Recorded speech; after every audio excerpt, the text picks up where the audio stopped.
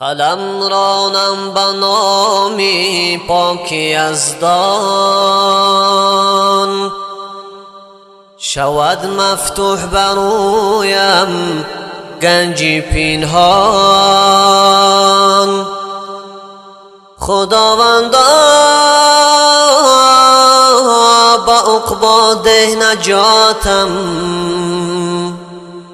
به دنیا کن پر صبر و ثباتم.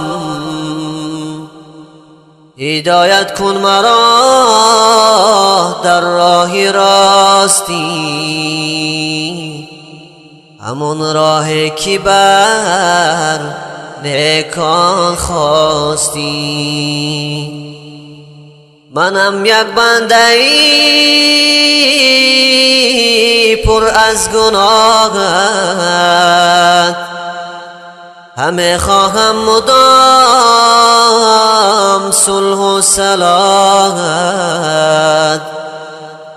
رسد هر روز به درگاه تو آهم، بیامرز از کرم یا رب گناهم. محمد دوست داری عاشقان است، حبیبی حق رسول انس و جان است. نبی و بهترین انبیاء، شفیع و دستگیری اولیاء.